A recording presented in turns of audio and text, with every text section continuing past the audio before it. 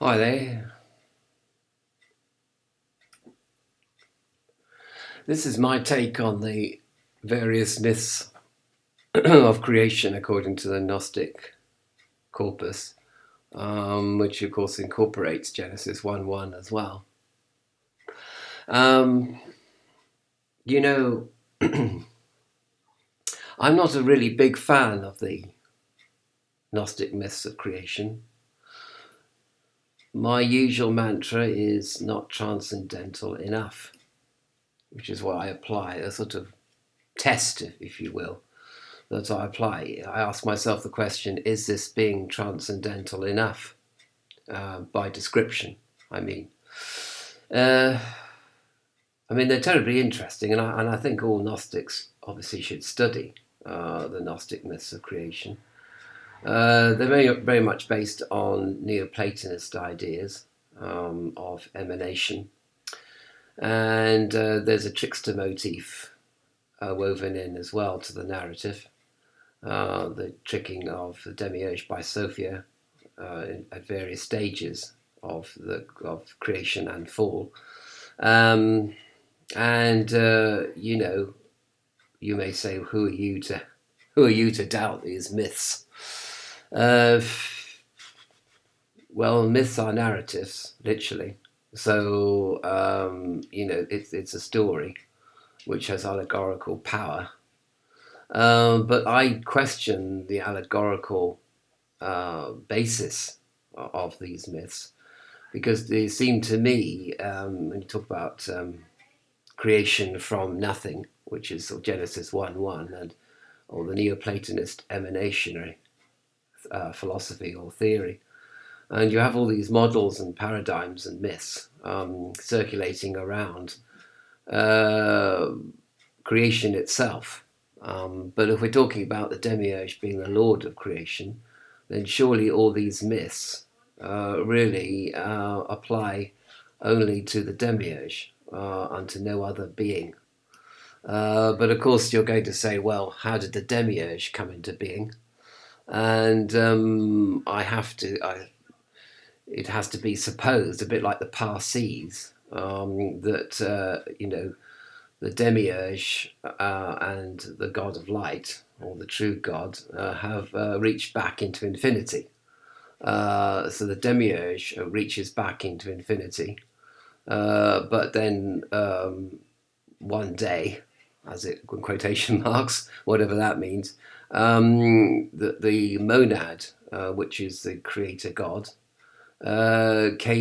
created all that is, as maybe as a result of how it is described in the Gnostic myths, except that the monad, which is applied to which is applied to Plato's idea of the monad, in fact refers to the demiurge and not to the true God. So one day, quotation marks, everything comes into being, and that's represented by this circle here on the left. And then time and space are created, especially time. And at a certain time, perhaps, I've got the Kern rune reversed, which means that light becomes darkness and you have implosion. And everything that is comes to nothing, presumably following the formula of 2 equals 0. And the adversarial force which governs this universe becomes an adversarial force unto itself, and thereby implosion occurs, and perhaps the whole thing is then repeated, as the Hindu myths have it, in a sort of a day of Brahma. So the whole thing goes back again and is repeated. So maybe that is a construct which could be added. But again, the Brahminical ideas of of creation follow the demiurge. They follow duality.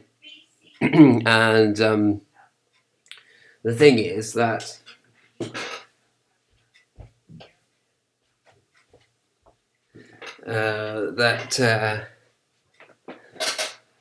the other thing is, so you have a material world created underneath this line that goes from left to right to the bottom here.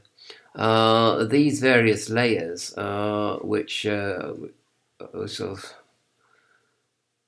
superscribed by the red line here. These refer to the etheric levels: astral, mental, causal, and these two are actually were emanations of the demiurge as well, which is why I refer to them as the realms of the demiurge. So you're still not transcendental enough.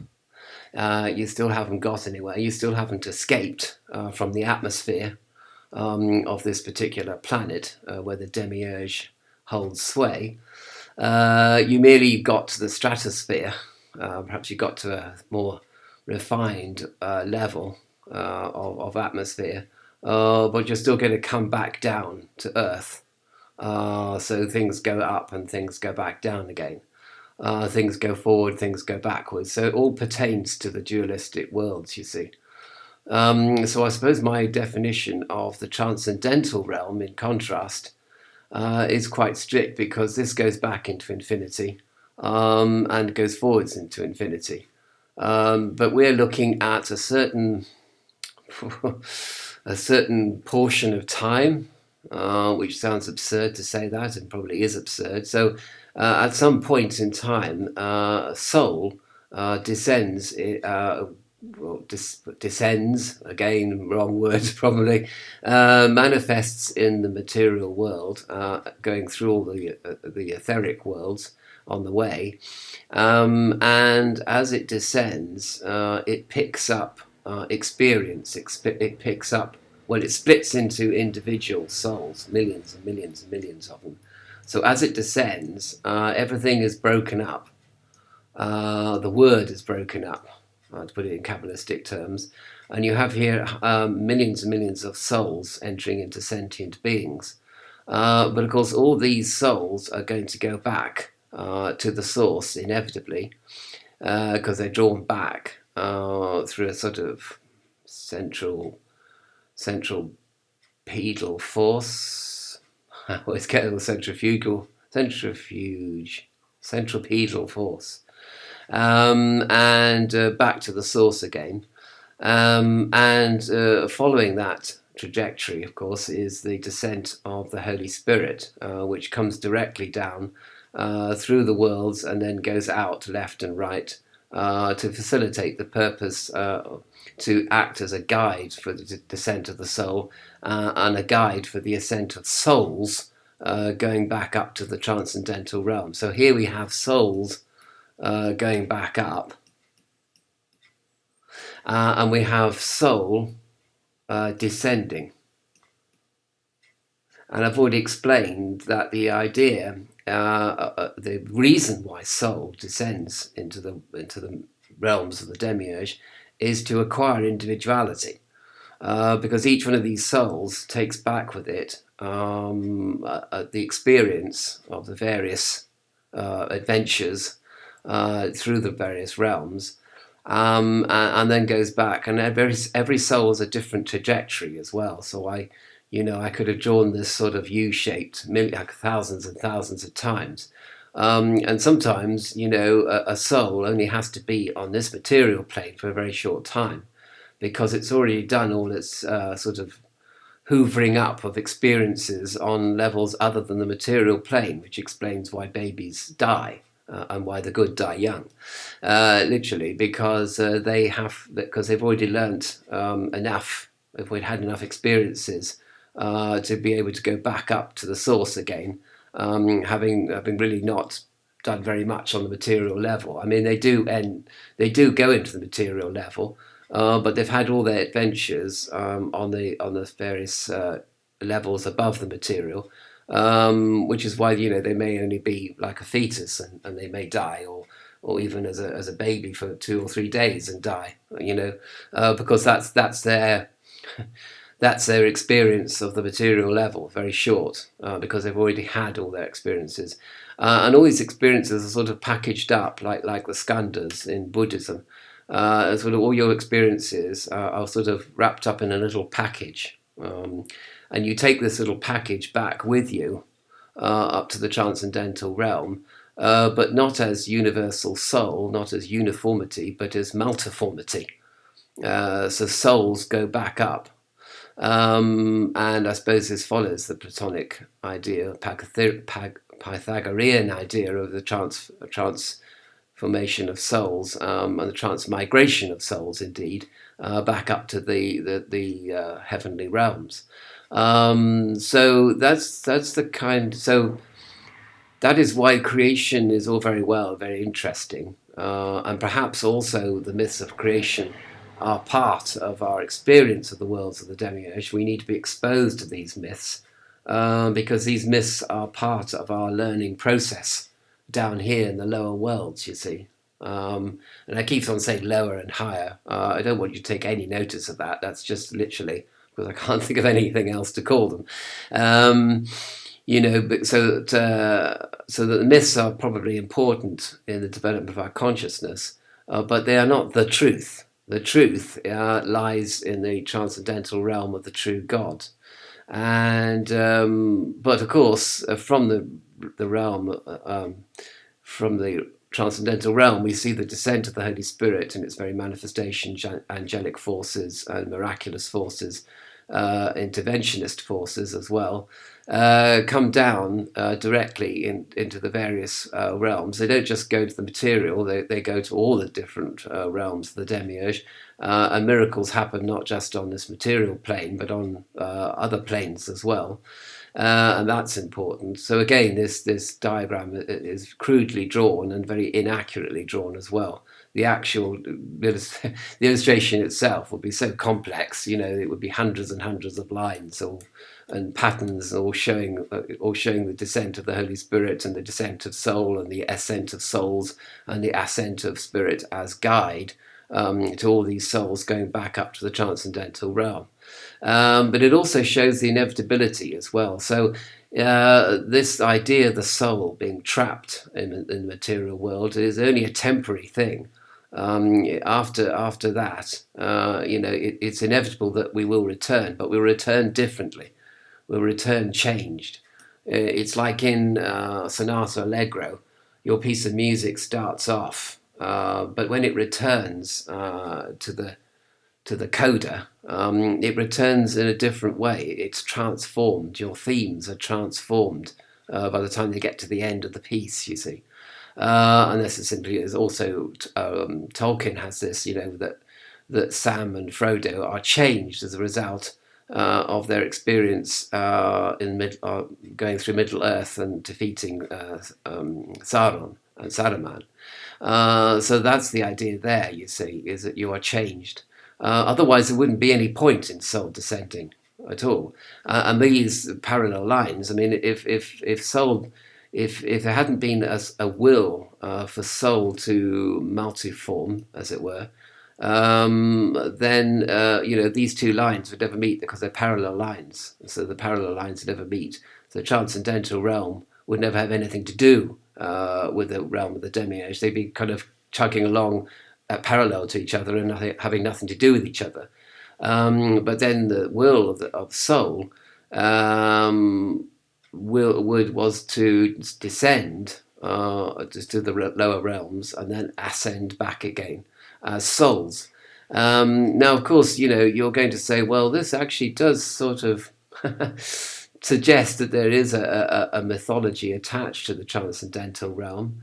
That there is like a monad becoming a dyad because the monad it forms a dyad of God and soul, and then soul has its own ideas. Soul wants to gain experience and become souls, so it has to descend to the demiurge, the realms of the demiurge, in order to become soul. So you have dyad, you have monad, then you have dyad, soul and God. And then you have you have the birth of souls coming from the ascent of souls back to the transcendental realm. And other people may say to me, this also smacks of ego. All these experiences that you say will return to the transcendental realm. It seems like you really want some part of the ego to be preserved in the process of ascension. But I don't mean ego in the sense of small I. I think it's a big I. I think it's the higher self that is created. So homo virtuous. So as a result of all your experiences and adventures, you do become homo virtuous. You become a soul going back up to heaven. And one thinks of the song, that the sparks of fire returning to heaven from the bonfire. That the bonfire sends these sparks up into space, into the darkness, and that's your sort of ascent of souls. So you're going to say to me, well, there is a sort of myth behind the transcendental realm. It's not like mythless, is it? And I would agree that there is a the Kabbalistic idea of monad becoming dyad, etc., and then multiforms of itself being replicated, but they are changed as a result of descending into the realms of the demiurge. So it seems like almost that the realms of the demiurge are necessary in order to complete this myth of creation of the souls, you see. The souls that have wisdom, the souls that have acquired the higher self, the souls that have become homo virtuous, or noble man. And I accept that. So, as a model, you can't really escape the Kabbalah, actually. And I've already said that the Kabbalah, actually, in its restored state, is merely changes its shape. It doesn't go away. It's not superseded by anything. It becomes a circle with a point in the middle instead of a tree, which it is down in the realms of the demiurge. So, I mean, I'm not creating. Everything is as it's meant to be. That's probably the moral of the whole story, is that we don't see it at the moment because we might be at any part of this journey. So, at any part of the journey, we're blind to the fact that everything is as it's meant to be. Everything is unfolding as it's supposed to unfold, although it may not seem like it to you wherever you are on this journey. And that's kind of why you suffer. But that too is an experience which you take with you back to the transcendental realms as an individual soul, which has been created as a result of the descent of soul into the lower worlds. Anyway, so these ideas that you can meditate upon. The point is that I'm not going to become a literalist. Not really. I'm going to sort of leave this for you to contemplate and meditate upon, which I think is the whole point of myths. I mean, they're like yantras in Hinduism, that you're supposed to contemplate and meditate on these myths and see what you get out of these myths yourself personally as part of your spiritual journey. They're not supposed to be literal, although perhaps on one level, on some level or another, they are literally true. But that's a sort of story, that's for another video, obviously, which I also have covered a little bit in the other videos. So this is actually my final video for a while, apart from my vlogs, because it's rather apt as I should end on the myths of creation, because I'm actually ending my story for a while, because I need to actually go over all the material that I've created for this YouTube channel and see if I agree with it, because there's lots of ideas flowing around. This is a think tank of ideas, this YouTube channel. I'm not trying to put down a tradition. I'm not trying to put down roots. I'm not trying to say this is dogma. I'm just presenting things as I see them, as they unfold to me, as part of my spiritual journey. But now maybe there's a time for reflection, a reflection on what I've done so far, and how it can be built upon from here on. Okay, so thank you very much for watching, and I'll see you for the next vlog, which is the 20th vlog on Friday.